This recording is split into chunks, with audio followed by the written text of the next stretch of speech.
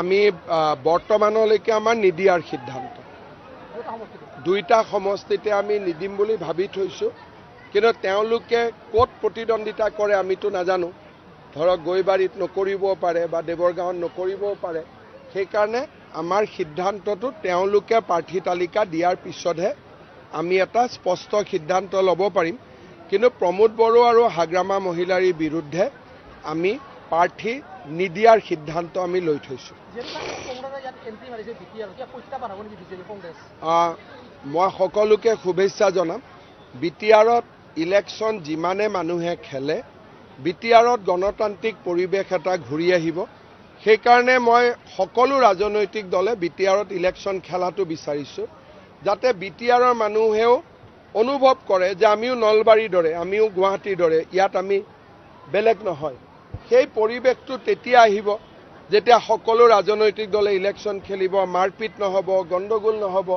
তেতিয়াহে মানুহৰ মাজত বিশ্বাস বাঢ়িব সেইকাৰণে কংগ্ৰেছেও ইলেকশ্যন খেলক আন কোনোবা CPM CPI তেওঁলোকেও খেলক মই সকলোকে আদৰণি জনাম চক আমি মোৰ এইবিলাকত ইণ্টাৰেষ্ট নাই মোৰ কাম হ'ল যে য'তেই ফৰেষ্ট VGR PGR দখল কৰিছে মিয়া মুছলমানসকল উজনিত গৈছে নৰ্থ আছামত গৈছে অসমৰ ডেমোগ্ৰাফিটো বদলাই দিব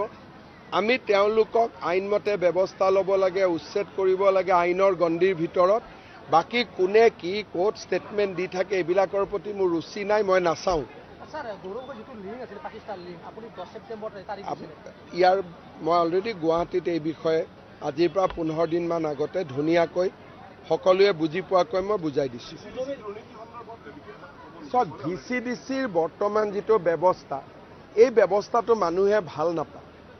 হয় VCDCৰ ইলেকশ্যন হ'ব লাগে নহ'লে VCDCৰ ব্যৱস্থাটো বন্ধ হ'ব লাগে যোনে তোনে যদি আমাৰ গাঁৱত পঞ্চায়তৰ ইলেকশ্যন হয় গতিকে বিজেপিৰ লক্ষ্য হ'ব যে VCDCত যাতে ইলেকশ্যন হয় পাৰ্টি চিম্বলত হ'ব নালাগে নন চিম্বলত হ'ব লাগে ভাল মানুহে VCDCত আহিব লাগে পাৰ্টিৰ মানুহবিলাক VCDC কৰি থাকিলে দুৰ্নীতি সদায় হৈ থাকিব এতিয়া কোনে দিব ৰাষ্ট্ৰপতি শাসন তেওঁতো বহুত বস্তুৱে বিচাৰে তেওঁৰ কথা কোনে তেওঁতো যিকোনো কথা দাবী কৰিব পাৰে দাবী কৰাটো মই বাধা দিব নোৱাৰো কিন্তু তেওঁৰ কথা আজিলৈকে কোনটো হৈছে আৰু যিমান পাৰো মইতো তেওঁ যিটো কয় তাৰ উল্টাটো কৰো হ'ব যেতিয়া সংশোধনী হয় হ'ব আমি সহযোগিতা কৰিম BTCত প্ৰথমতে 26টা জনগোষ্ঠীৰ ৰাইজে মাটিৰ অধিকাৰ পাব এতিয়া BTCত উচ্ছেদৰ কথা কোৱা পৰিৱেশটো অহা নাই কাৰণ আমাৰ খিলঞ্জীয়া মানুহৰ হাততো মাটিৰ পট্টা নাই গতিকে প্ৰথম যেনেকৈ আমি অসমত এভিকশ্যন কেতিয়া কৰিছোঁ যেতিয়া বসুন্ধৰা দি খিলঞ্জীয়া মানুহখিনিৰ চিন্তা ভাৱনা আমি নোহোৱা কৰিছোঁ গতিকে উচ্ছেদলৈকে অহাৰ আগতে এটা প্ৰক্ৰিয়া থাকে প্ৰথম BTCৰ 26টা জনগোষ্ঠী তাত দেশীও থাকিব জলহাও থাকিব গৰিয়া মৰিয়া যিমান আমাৰ খিলঞ্জীয়া জাতি যিমান আছে তেওঁলোকৰ হাতত যেতিয়া মাটিৰ অধিকাৰ পাব তাৰ পিছত আমি চিন্তা কৰিব পাৰিম যে কাক খেদিব লাগে কাক খেদিব নালাগে কিন্তু নিশ্চিতভাৱে অসমত যিমান পৰিস্থিতি গম্ভীৰ বিটিআৰতো পৰিস্থিতি গম্ভীৰ জনগাঁথনিৰ বিটিআৰত পৰিৱৰ্তন হৈ আছে প্ৰত্যেকবাৰে মই দেখি আছো যে এটা বিশেষ সম্প্ৰদায়ৰ ভোট ইয়াতে বাঢ়ি আছে আৰু সেইটো যদি হৈ থাকে তেতিয়াহ'লে বড়োসকলে ইমান কষ্ট কৰি আন্দোলন কৰি BTAD গঠন কৰা বা আমাৰ মানুহ যিখিনি ইয়াত আছে কাৰো হাততে ৰাজনৈতিক অধিকাৰ নাথাকিব গতিকে বিটিআৰৰ সিচুৱেশ্যনটো গম্ভীৰ কিন্তু তাৰ আগতে স্থানীয় আৰু খিলঞ্জীয়া মানুহখিনিক মাটিৰ অধিকাৰ দি ল'ব লাগে সেই কামটো যদি আমি 2 বছৰ 3 বছৰত কৰিব পাৰোঁ তেতিয়াহ'লে বাকী কামটো ইমান টান নহয় চৰকাৰ গঠনত আটাইতকৈ শক্তিশালী ভূমিকা ল'ব এটা 20 গৈ পাওঁনে নাপাওঁ এইটোতো ক'ব নোৱাৰো কিন্তু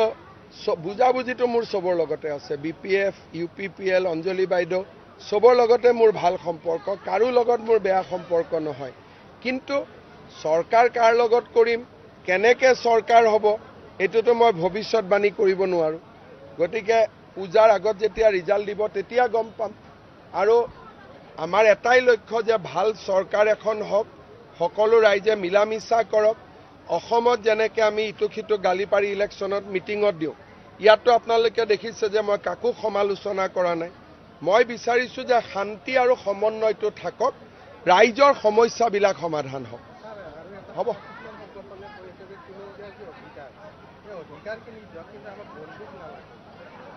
বন্দুকটো লাগে বন্দুক নহলে আপুনি সাউথ সালমাৰা মানকাছাৰত কেনেকে থাকিব বাগবৰত কেনেকে থাকিব আপোনালোকে তাতে গলে গম পাব 20-25 হাজাৰ মানুহ ঘেৰি আছে মাজত 100 জন মানুহে এখন সত্ৰ লৈ পেলাই বহি আছে তো তেওঁকটো কিবা এটাটো লাগিব না আৰু আমিতো এনেই নিদিওঁ বিচাৰ বিবেচনা কৰিহে দিম গতিকে বন্দুকো লাগিব মাটিও লাগিব অধিকাৰো লাগিব খালি আইনৰ মাজত লাগিব আইনৰ গণ্ডি পাৰ হৈ আমাক একো নালাগে